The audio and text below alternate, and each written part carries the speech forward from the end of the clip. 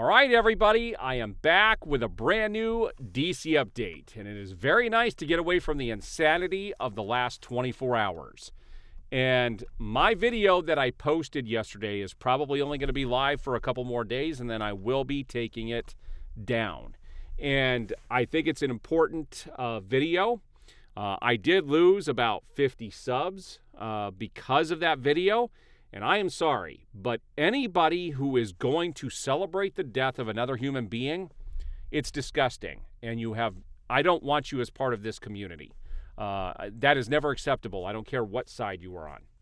But we have some stuff to talk about here today in regards to DC. And what's crazy about this is I told everybody this was the goal from the beginning.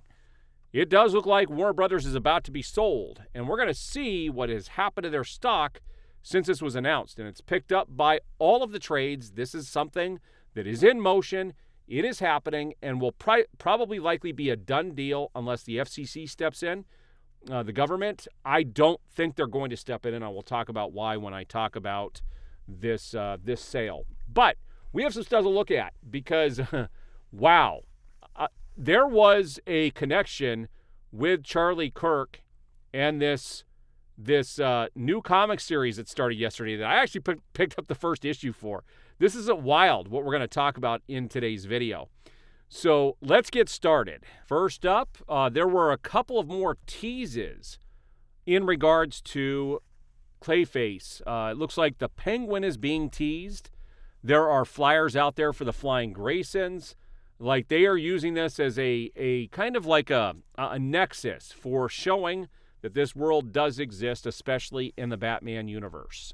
Now, James Gunn was on the Howard Stern show the other day, and he clarified a few things. We're going to look at a couple of the things that he said. First off, this is James Gunn talking about Millie Alcock as Supergirl. Millie Alcock might be the best bit of casting I've done in my entire life. I think she's absolutely stunning in the movie. Makes me curious because she looks like a very young child, and James Gunn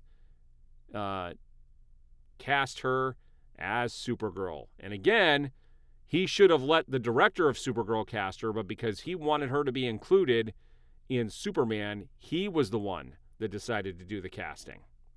But we will see how this movie ends up next year. It's going to be a big telltale sign on the health of the DCU. Now, I think this is kind of hilarious, and I want to know where Jurassic World is in all of this and why nobody's talking about Jurassic World. Superman, now this comes from the Hollywood Handle. I wouldn't say this is massive. Superman earns a massive 527,000 views on its first 3 days on pay view on demand. Highest for a film in 2025, but yet they didn't show Jurassic World, which I think is strange. For comparison, they used a Minecraft movie, 471,000 in 6 days, and Mission Impossible: The Final Reckoning, 618,000 in 6 days. Now, there's something I'm going to point out about this. And I pointed this out in one of my X posts, and people just don't understand. The Minecraft movie, do you know how many people saw that in theaters? That movie made over $1 billion. Once you see it at theaters, do you really think you're going to pay for it to view it at home? Or are you going to wait for it to come out on a streaming service? Or buy it physically? You think you're going to immediately go pay for it to watch it at home again? No. Those people saw it. They have no reason to watch it on video on demand. Okay? Something like Superman, though, sold half as many tickets as Man of Steel did. And if there was really this massive interest in Superman, it would have been way higher than 527,000 views. That is just a fact. That is a minuscule amount of people for something that is going to be launching a brand new universe and should have all this excitement behind it. It just doesn't. Yesterday was comic book day, and this is me in my car after I picked up Absolute Batman number 12. If you are not reading this series, guys, you are seriously missing out. This story is bonkers, and I mean this in a good way. Like, Scott Snyder is absolutely amazing on this title. And some of the stuff that's happening in this is just crazy, and I don't want to give anything away, but this is a great shot of Killer Croc. I am just blown away by what he's done in 12 issues with this series. Now, here is more of James Gunn on The Stern Show, and of course he's going to go on Howard Stern. It's definitely up his alley. James Gunn says Man of Tomorrow is a Lex Luthor and Superman movie. It's a story about Lex Luthor and Superman having to work together to a certain degree against a much, much bigger threat. All right. With this being called Man of Tomorrow, I bet he's going to steal the idea of what was supposedly going to be Man of Steel 2 with Brainiac. So I'm betting that's where we're going to go with this. Just mark my words. James Gunn is good at stealing other people's ideas. More from the Howard Stern Show. Man of Tomorrow is set to begin filming in April of 2026, so a lot earlier than expected. James Gunn confirms, I am creating the Superman sequel that we're starting to shoot in April or so.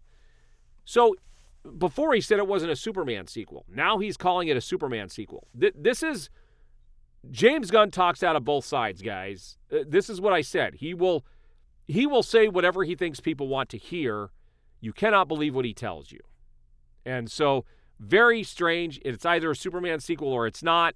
But he's calling this a team-up film. I'm just glad it's not Batman. I'm so thankful for that. The other thing I want to point out, and I didn't grab the stills for this, and I was going to. I talked about his need to be on the Howard Stern Show. You know, it's right up his MO with his core values. In the show Peacemaker, they were introducing, I showed a picture of this in one of my last videos, a character from Batman dressed in a bunny costume.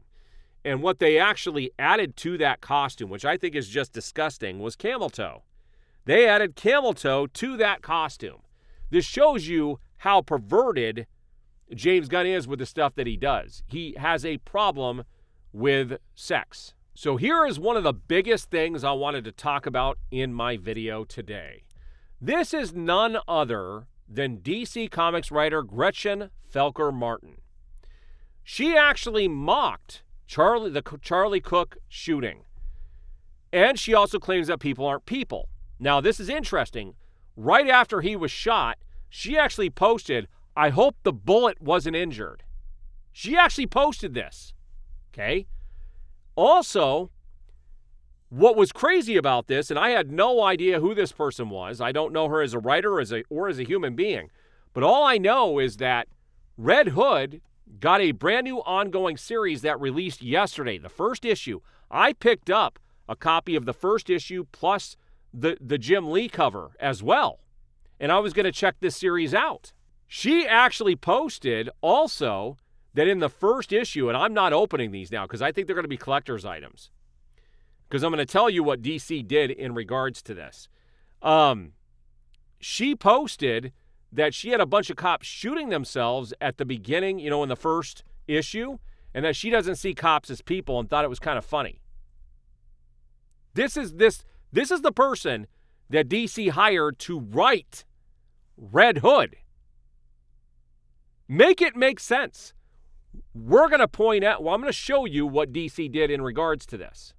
So here it is. This comes from Cosmic Book News. This is what I woke up to today.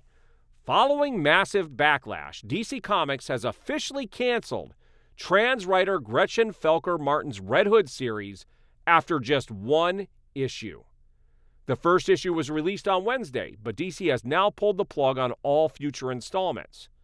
In a notice sent to comic book retailers, DC said DC Comics cancels existing orders for Red Hood number 2 and Red Hood number 3, and on any orders for future issues of the series. DC Comics will credit retailers for all invoice copies of Red Hood number 1, inclusive of copies that may have already been sold. When asked by Popverse about the reasons behind the cancellation, DC Comics issued a broader statement.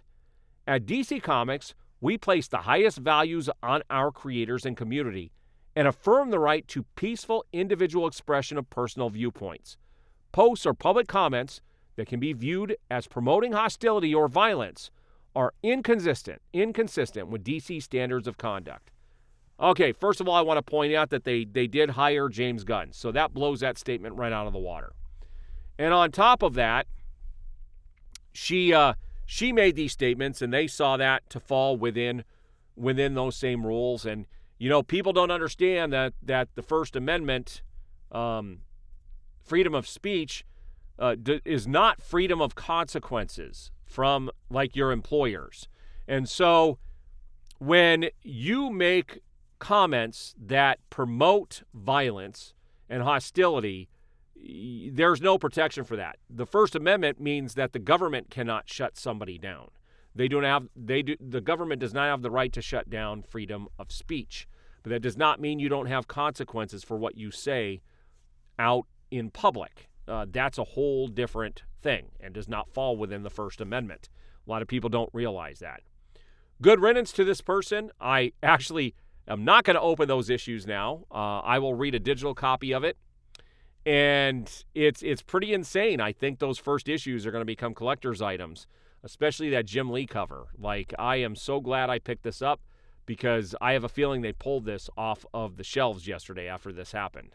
So here is the biggest news of the day, and we've got to talk about this here. Yes, Paramount is preparing to bid to buy Warner Brothers.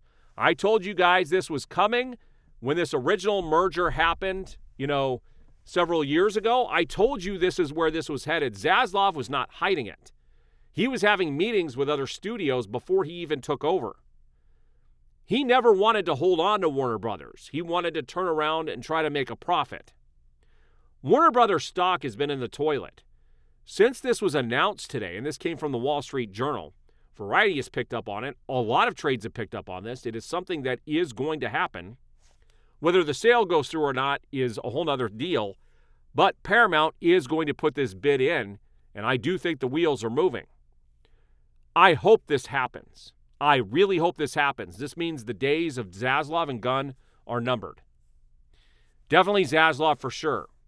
And so, guess what happened to Warner Brothers stock when this happened? It shot through the roof. It is up over 20% since this announcement. This goes to show you that investors do not have any type of confidence in Zaslav and what they're doing with this company.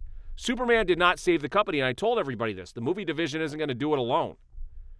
And they are still $40 billion in debt. Skydance Paramount is looking to come in and purchase them and become a powerhouse.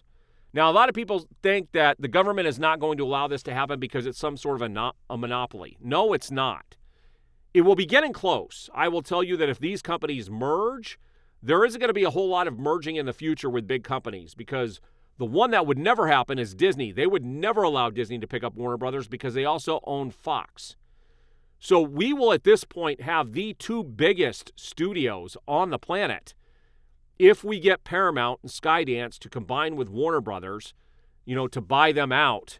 And then you have Disney and Fox. Those are going to be the two biggest entertainment divisions in the world once this happens. And I do believe that this will happen. I personally do think this is going to go through, and we'll see if I'm wrong on that. But I don't think the government is going to stop them because this could help stabilize them and help the stock go up. And I really hope some changes are made. Now, there are some people over at Paramount. There's been talk about this. Walter Hamada is over there working in the horror department. Okay? You also have Tom Cruise over there. He did really well with Top Gun Maverick. And if you remember, he was supposed to do some stuff for Warner Brothers, which never happened. And I'm wondering it's because maybe these things have been being talked about behind the scenes ever since. And so there's some stuff going on, guys, and I will be covering this moving forward. It's some pretty crazy things that are going on right now, but this can give all of us that want to see the completion of Zack Snyder's films some hope. All right, guys, so there you have it. Do not let anybody ever take that hope away from you. I've always had hopes since I saw Zack Snyder's Justice League that we would get the completion of that story. And then whatever Warner Brothers wants to do with it or the company wants to do with it after that, I don't care. I just want a completion to the story that was started, and then I will be more open to other ideas as long as they are taken seriously. I have a little bit of glimmer of hope that Clayface will be good, but, under Gunn's direction and his leadership, I don't think anything is going to be what it should be. And especially when you look at stuff like Lanterns with all the language it's going to be in, it's not needed for a property like that. So what do you guys think about what happened with the writer of the Red Hood series? What do you think about what's going on with Warner Brothers? Chime off below. I appreciate all of the support and the comments, and I look forward to reading what you guys have to say. We will see you on the next video.